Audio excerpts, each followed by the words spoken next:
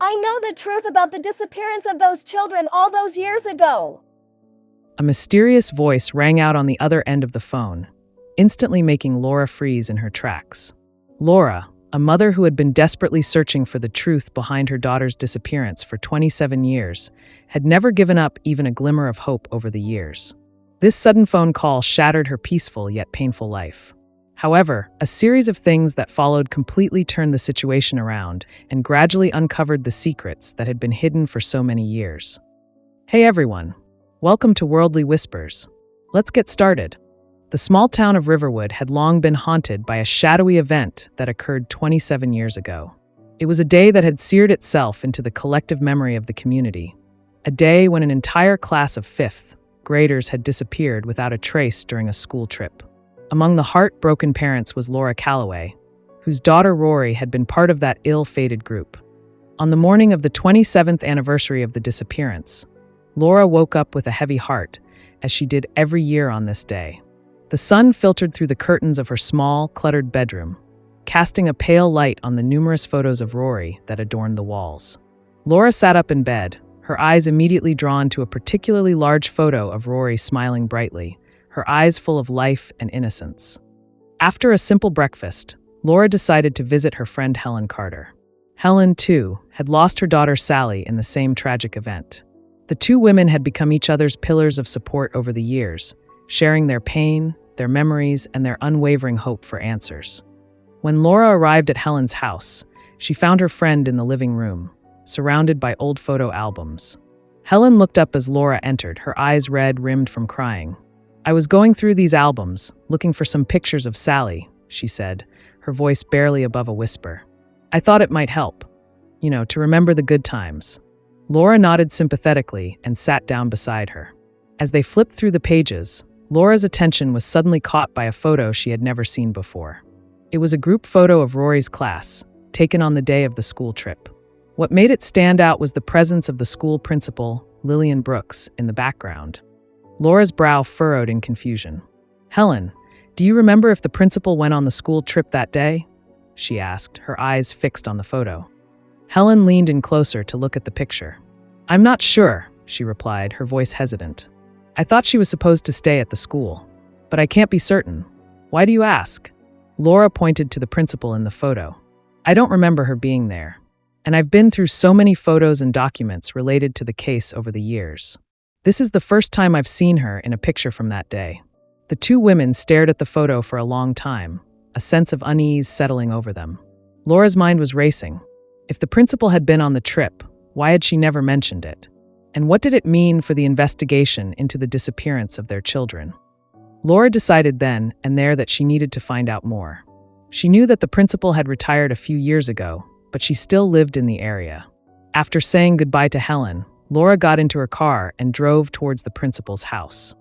As she drove through the familiar streets of Riverwood, Laura's heart pounded in her chest. She remembered the day of the disappearance all too well. She had been at work when she received the call from the school, her world shattering in an instant. Since then, her life had been a never-ending cycle of grief, anger, and the desperate search for answers. When she arrived at the principal's house, Laura took a deep breath to steady herself. The house was a large 2-story structure, with a well-kept garden and a neatly trimmed lawn. Laura walked up the driveway and rang the doorbell. After a few moments, the door opened, and Principal Lillian Brooks stood before her. She looked older than Laura remembered, her face lined with wrinkles and her hair almost completely gray. But her eyes still held a hint of the authority and confidence that Laura had always associated with her. "Mrs. Calloway," the principal said, her voice polite but guarded. "What can I do for you?" Laura took out the photo and held it up. "Principal Brooks, I found this photo. It shows you on the day of the school trip. I don't remember you being there. Can you explain?" The principal's eyes widened slightly as she looked at the photo. For a moment, she seemed at a loss for words. Then she cleared her throat and said, "Oh, that. I was just there for a brief moment, to see the students off. I didn't actually go on the trip." Laura studied the principal's face, looking for any signs of deception. "Are you sure?" she asked. "Because I've been through all the official reports, and there's no mention of you being there that day." The principal's expression hardened. "I'm certain, Mrs. Calloway, and I'm not sure what you're insinuating. I had nothing to do with the disappearance of those children." With that, the principal closed the door in Laura's face. Laura stood on the porch for a few moments, stunned. The principal's reaction had only deepened her suspicions. She knew that she was onto something, but she had no idea where to go from here. As she walked back to her car, Laura's mind was made up. She was going to find out the truth, no matter how long it took or how many people she had to confront. Her daughter deserved that much. Laura drove away from the principal's house, her hands gripping the steering wheel tightly. The encounter had left her more determined than ever to get to the bottom of the mystery. She knew that the principal's reaction was suspicious, and she couldn't shake the feeling that there was more to this story than she had initially thought. As she made her way back into town, Laura decided to stop by the local library. She remembered that the library had an extensive collection of old newspapers and local archives, which might contain some information about the school trip or the principal's activities on that day. When she entered the library, the familiar smell of old books and paper greeted her. The librarian, an elderly woman named Mrs. Thompson, looked up from her desk and smiled kindly at Laura. "Good morning, Mrs. Calloway," she said. "What can I help you with today?" Laura returned the smile, although it was a bit strained. "Good morning, Mrs. Thompson. I'm looking for any old newspapers or articles from 27 years ago, around the time of the school trip where those children disappeared. Do you have anything like that?" Mrs. Thompson nodded. "Of course, dear. We have all the local newspapers archived in the back room. Follow me." She led Laura to a small room filled with rows and rows of filing cabinets. "Here you are," she said, gesturing to the cabinets. "The newspapers are organized by date. You should be able to find what you're looking for in here." Laura thanked her and began rummaging through the files. She spent hours poring over the old newspapers, searching for any mention of the school trip, the principal, or anything that might seem out of the ordinary. Just as she was about to give up, she found an article from the day after the disappearance. The article was mainly about the initial search efforts and the shock that had gripped the town. But towards the end, there was a small mention of the principal. It said that Principal Brooks had been at the school all day, coordinating with the police and the parents. Laura frowned. This directly contradicted what the principal had told her earlier. She copied the article and decided to visit the police station next. She knew that Detective Mark Johnson had been one of the lead investigators on the case 27 years ago. Although he had since retired, she hoped that he might still have some insights or information that could help her. When she arrived at the police station, she asked to speak with Detective Johnson. The officer at the front desk looked at her sympathetically. "I'm sorry, Mrs. Calloway, but Detective Johnson passed away a few years ago." Laura's heart sank. "Oh, I didn't know. Is there anyone else who worked on the case back then and is still here?" The officer thought for a moment. "There's Officer Jensen. He was a rookie back then, but he assisted Detective Johnson with the investigation. He might be able to help you." Laura was led to Officer Jensen's desk. He looked up as she approached, his eyes showing a hint of recognition. "Mrs. Calloway, right? I remember you from the case. What can I do for you?" Laura explained about the photo and the principal's strange reaction. She also showed him the newspaper article she had found. "I just don't understand why the principal would lie about being at the school that day. And I can't help but think that it might be related to the disappearance of our children," she said, her voice filled with emotion. Officer Jensen studied the article carefully. "I remember this case like it was yesterday, but I don't recall any details about the principal being at the school or not. We were so focused on finding the kids that we didn't pay much attention to the principal's whereabouts. But this is definitely something we should look into." He promised to dig through the old case files and see if there was any more information about the principal's activities on the day of the disappearance. Laura thanked him and left the police station, feeling a glimmer of hope. On her way home, Laura stopped by a small diner to grab a bite to eat. As she sat at the counter, sipping her coffee, she couldn't help but think about all the new information she had uncovered. The principal's lie, the newspaper article, and Officer Jensen's promise to help. She knew that she was getting closer to the truth, but she also knew that it might be a long and difficult journey.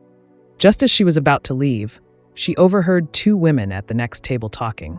"I heard that the principal's been acting strange lately," one of them said. "I wonder if it has something to do with those kids who disappeared all those years ago." Laura's ears perked up. She turned to the women and introduced herself. "Excuse me, I couldn't help but overhear your conversation." What do you mean by the principal acting strange? The women looked at her, a bit surprised. Oh, well, we saw her at the grocery store the other day. She was talking to herself and seemed really distracted. And she looked so pale and tired. One of them explained. Laura thanked them and left the diner, her mind racing. She couldn't wait to see what Officer Jensen would find in the case files. She knew that the answers she had been searching for all these years might finally be within reach. Days passed, and Laura impatiently awaited word from Officer Jensen. In the meantime, she couldn't shake the nagging feeling that she was on the cusp of a major breakthrough. The town seemed to be abuzz with whispers about the case once again, as if the long-dormant mystery was finally starting to resurface. Laura decided to visit the local cemetery, a place she often went to find solace and remember Rory.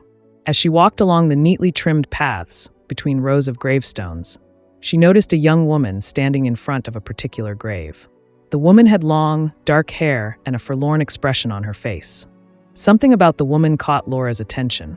As she got closer, she realized with a jolt that the woman was standing in front of Sally's grave, Helen's daughter.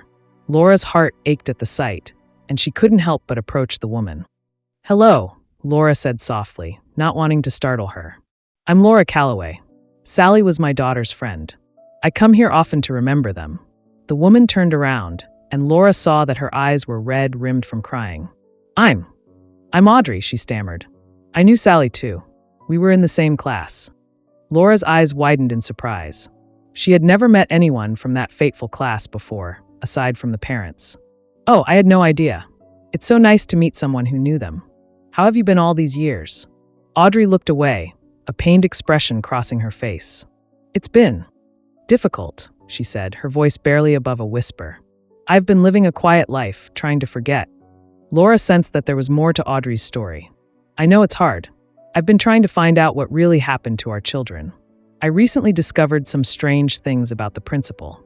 Do you know if she was involved in any way?" Audrey's body tensed at the mention of the principal. I don't know," she said quickly, looking around nervously. "I really shouldn't talk about this." Laura's curiosity was piqued. "Please, Audrey, you might have some information that could help. These past 27 years have been a nightmare for all of us parents. We just want the truth." Audrey bit her lip, her eyes filled with conflict. After a long moment of hesitation, she said, I was on that school trip. I'm the only one who survived." Laura's breath caught in her throat. "What? You're a survivor? Why haven't you come forward before?" Audrey's eyes filled with tears. "I was so scared. After I escaped, I was too traumatized to face anyone. And then Principal Brooks found me. She helped me start a new life, but she made me promise not to tell anyone what happened." Laura listened intently, her mind reeling. "But you have to tell me now. Please, Audrey. The police are reopening the case. Your testimony could be crucial." Audrey shook her head. "I'm afraid. The people involved. They're dangerous. I don't want to put myself or anyone else in danger." Laura reached out and gently touched Audrey's arm. "I understand your fear, but you can't let them win. We need to bring them to justice. The police will protect you. Please, for the sake of all the children who were lost." Audrey looked at Laura, her eyes searching for reassurance. "Do you really think so?" she asked, her voice trembling. Laura nodded firmly. "I do, and I'll be with you every step of the way. We can't let this go on any longer." Just then, Laura's phone rang. It was Officer Jensen. "Mrs. Calloway," he said, his voice excited. "I found something in the case files. There are some documents that suggest the principal might have had some shady dealings around the time of the disappearance. We need to talk." Laura's heart raced. "I'm with someone right now, Officer Jensen. Someone who might be able to help us even more. Her name is Audrey, and she's a survivor of the school trip." There was a moment of stunned silence on the other end of the line. "A survivor? Are you sure? This is huge, Mrs. Calloway. Bring her to the police station as soon as possible." Laura hung up the phone and turned to Audrey. "That was the police. They've found new evidence, and they want to talk to you. Will you come with me?" Audrey took a deep breath. After a long moment, she nodded. "Okay, I'll do it. For Sally, for Rory, and for all the others." Laura smiled, a sense of hope and determination filling her. She knew that they were finally getting closer to the truth, and she was ready to face whatever lay ahead. Laura and Audrey made their way to the police station, a sense of both trepidation and anticipation hanging in the air. Laura stole glances at Audrey as they drove, noticing how the young woman's hands were clasped tightly in her lap, her knuckles white from the pressure. Audrey's face was pale, and her eyes were fixed straight ahead, as if she were bracing herself for what was to come. When they arrived at the station, Officer Jensen was already waiting for them at the entrance. His eyes widened in surprise and excitement as he saw Audrey. "Mrs. Calloway, this is truly remarkable," he said, his voice filled with a sense of urgency. "We've been waiting for a break like this for far too long." He led them into a small, brightly lit interrogation room. The room was sparsely furnished, with only a table and a few chairs. A large mirror on one wall, which Laura knew was a two-way mirror, added to the sterile atmosphere. Officer Jensen motioned for Audrey and Laura to sit down, and then he took a seat across from them. "Miss Audrey," Officer Jensen began, his tone gentle but firm, "I know this is difficult for you, but your testimony could be the key to solving this case. Can you tell us everything you remember about that school trip?" Audrey took a deep, shuddering breath. Her eyes darted around the room, as if she were looking for an escape. Laura reached over and took her hand, giving it a reassuring squeeze. "It's okay, Audrey. We're here with you." Audrey nodded, and then she began to speak. Her voice was soft at first, almost a whisper, but as she got more into the story, her voice grew stronger. "We were all so excited for the school trip," she said. "It was supposed to be a fun day at the nature reserve. But when we got on the bus, I noticed that the driver was acting strange. He seemed nervous, and he kept looking in the rear view mirror." She paused, her eyes filling with tears. Then, out of nowhere, the bus stopped in the middle of the road. A group of men in masks appeared. They had guns. They forced us off the bus and into vans. Laura's heart was pounding in her chest. She had imagined this moment for so many years, but hearing the details from Audrey was almost too much to bear. Officer Jensen was taking notes furiously, his eyes fixed on Audrey. "After that," Audrey continued, "we were taken to a large, abandoned building. There were other people there, people who looked like they were in charge. They separated the boys from the girls. I don't know what happened to the boys." Tears were streaming down Audrey's face now. "The girls, we were kept in a small room. They would come and take one of us at a time. I heard screams. Terrible screams. I was so scared." Laura squeezed Audrey's hand again, her own eyes filled with tears. "What happened to you, Audrey? How did you escape?" Audrey took another deep breath. "One night they came for me, but I managed to fight back. I bit one of the men, and he dropped his gun. I grabbed the gun and ran. I ran as fast as I could, and somehow I managed to get away." Officer Jensen looked up from his notes. "And then what? How did you end up back here?" "Principal Brooks found me," Audrey said. "I was in a bad way.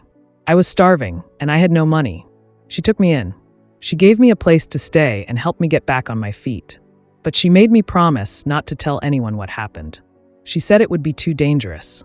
Just then, the door to the interrogation room opened, and another officer entered. He handed Officer Jensen a file. Officer Jensen opened the file, and his eyes widened. "Miss Audrey, we've just received some new information. We've been able to trace some of the movements of the people involved. And it looks like the principal was more involved than we initially thought." Laura's eyes widened in shock. "What? How?" Officer Jensen looked at Laura. "We found some financial records that show large sums of money being transferred around the time of the disappearance. And the trail leads straight to the principal." Audrey gasped. "I knew it. I always felt like she was hiding something." Officer Jensen stood up. "I need to go and speak to my superiors. We need to act on this information immediately. Miss Audrey, Mrs. Calloway, please stay here. We'll need to take your statements formally." As Officer Jensen left the room, Laura and Audrey looked at each other. Laura could see the relief in Audrey's eyes, mixed with a new sense of determination. "We're finally going to get justice, Audrey," Laura said. "For all of them." Audrey nodded. "Yes, we are. And I'm ready to do whatever it takes." The two women sat in the interrogation room, waiting for what was to come. The air was thick with anticipation, and for the first time in 27 years, Laura felt a glimmer of hope that the truth would finally be revealed. Officer Jensen returned to the interrogation room within the hour, his face set in a determined expression. With him were two senior detectives, their presence adding a weighty air to the already tense atmosphere. The detectives greeted Laura and Audrey with solemn nods before taking seats at the table. "Miss Audrey, Mrs. Calloway," one of the senior detectives, Detective Ramirez, began. "Based on the information we've gathered, we're preparing to arrest Principal Brooks. We believe she's a key figure in this long-standing case. Your statements have been crucial in piecing together this complex puzzle. Laura felt a mix of relief and anger wash over her.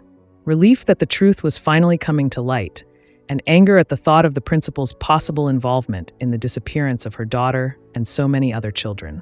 Audrey, on the other hand, looked a bit dazed, as if the reality of what was about to happen was only just sinking in. As the police readied their arrest warrant and mobilized their teams, Laura and Audrey were asked to wait in a different, more comfortable room within the station. They sat in silence for a while, each lost in their own thoughts. Laura reached out and took Audrey's hand again. "You've been so brave, Audrey. I can't thank you enough for coming forward." Audrey managed a small smile. "It's what I should have done a long time ago. I just hope this brings some peace to all the families." News of the impending arrest spread quickly through the small town. Helen, who had been anxiously waiting for updates, rushed to the police station as soon as she heard. When she saw Laura and Audrey, she rushed over and embraced them both. "I can't believe it," she sobbed. "After all these years, we might finally get some answers." The three women sat together, sharing their hopes and fears. Laura recounted the details of Audrey's testimony and the new evidence against the principal. Helen listened intently, her eyes wide with shock and horror. Meanwhile, at the principal's house, the police arrived in force. They surrounded the building, and Detective Ramirez approached the front door with a megaphone. "Principal Lillian Brooks, this is the police. We have a warrant for your arrest. Open the door immediately." There was a long moment of silence, and then the sound of shuffling footsteps inside. The door opened slowly, and Principal Brooks stood there, her face ashen. She looked smaller and more frail than ever before. Without a word, she allowed the police to handcuff her and lead her away. Back at the police station, Laura, Helen, and Audrey watched as the principal was brought in. There was a murmur of shock and anger from the small crowd of onlookers. Laura stared at the principal, her eyes filled with a mix of hatred and a strange sense of closure. The principal was taken into an interrogation room, and the detectives began their questioning. At first, she remained silent, her eyes downcast. But as the detectives presented her with the evidence, the financial records, Audrey's testimony, and other incriminating details, she began to break down. In a tear-stained confession, Principal Brooks admitted to her involvement. She had been in financial trouble and had been approached by a criminal organization. They had offered her a large sum of money in exchange for providing them with the children on the school trip. She had reluctantly agreed, believing that she could pay off her debts and keep her school afloat. But she had never imagined the horror that would unfold. As the news of the confession spread, the town was in an uproar. The parents of the missing children, who had been living in agony for 27 years, finally had some closure. There were vigils held in the town square, with people lighting candles and leaving flowers in memory of the lost children. Laura, Helen, and Audrey became symbols of hope and resilience in the community. Laura, in particular, decided to use her newfound voice to advocate for better child safety measures. She started a foundation in Rory's name, aiming to raise awareness about the importance of protecting children from harm. Audrey, with the support of Laura and Helen, began the long process of healing. She decided to go back to school and pursue a degree in social work, with the goal of helping other victims of trauma. She also reconnected with her long-lost family, who were overjoyed to have her back in their lives. As the days turned into weeks and the weeks into months, the town slowly began to heal. The scars of the past would always remain, but there was a new sense of hope and unity. The case that had haunted the town for 27 years was finally closed, but the memories of the children would live on forever in the hearts of the people. And Laura, Helen, and Audrey knew that they had played a part in bringing justice to the victims and ensuring that such a tragedy would never happen again. If this story touched you, show your support by liking and subscribing. Your encouragement helps us keep sharing memorable stories. Thanks for watching, and we'll catch you in the next one.